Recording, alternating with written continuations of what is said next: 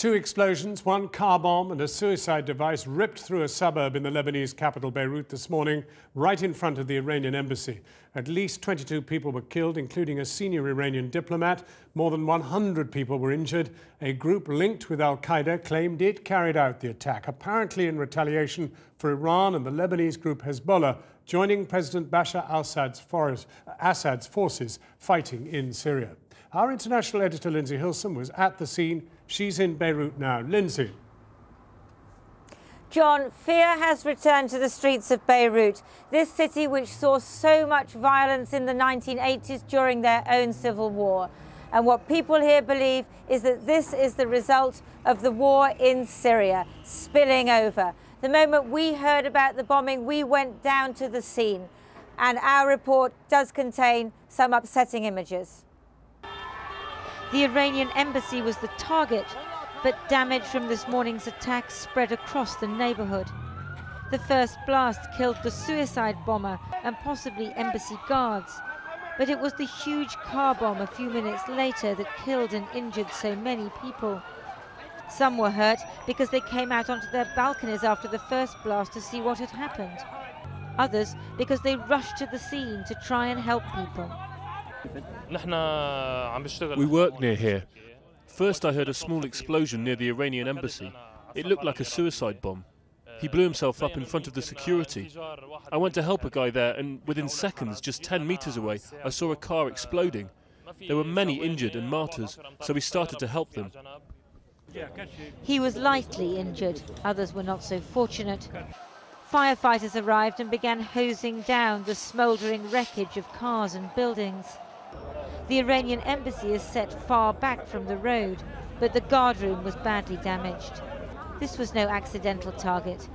Iran is President Bashar al-Assad's most fervent supporter.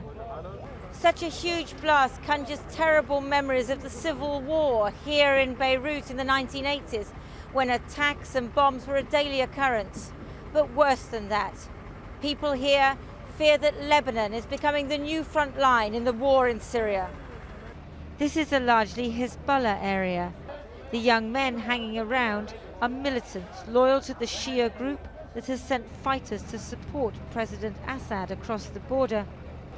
As forensic investigators combed the scene, a jihadi group calling itself the Abdullah Azam Brigade claimed responsibility. Many here point the finger at Saudi Arabia because it backs the anti-Assad opposition. Every time the Syrian army makes progress against the armed opposition, which is backed by Saudi Arabia, the kingdom takes revenge by sending fighters to cause explosions in Lebanon.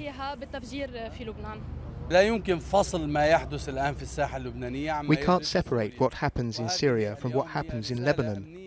This blast today contains not only a military but also a political message, because the Syrian army is winning on the battlefield. It's also because of the Iranian position on Syria. For some, though, it was personal, not political. My brother's still missing. I just came back again to find him. I'd left because it was all too horrible. One of my colleagues, he working with us, and his two sons are now under the surgery in the hospitals. I find them, but him, I didn't find him. Today's bomb points up what everyone here knows. Lebanon's peace is in peril. The country's divisions mirror those in Syria. And the war next door is a growing threat to this fractured, fragile state.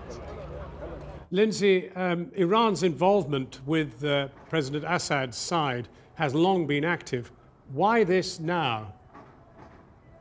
Well, it seems that this is the moment that the balance of power in the war in Syria is changing. And that's largely because of the advice and the troops that Iran has been sending President Bashar al-Assad, including fighters from Hezbollah, the Shia militants based here in Beirut. Now, this was a message because right now, even as we speak, there is fighting going on in the Kalamoun Mountains. Those are mountains which lie between Damascus, the Syrian capital, and the Lebanese border. And the forces of Bashar al-Assad, supported by Hezbollah, supported by Iran's al-Quds force, they have driven out the rebels. So I think this was a message to from the rebels that we can hit in other ways. And of course, those rebels, increasingly, they are jihadis. Increasingly, they are allied with al-qaeda. And this is a sign of how messy and violent this conflict's becoming. And very briefly, is Iran justified in pointing the finger at Saudi involvement? Well, Saudi Arabia has certainly been arming and backing the rebels fighting Bashar al-Assad. It would deny that it is supporting groups like the jihadi group allied to al-qaeda, which claims to have carried out this attempt. Two Saudis are very important as leaders of this group, but the Saudi government would say that they are their enemies too. Lindsay Hilsum in Beirut.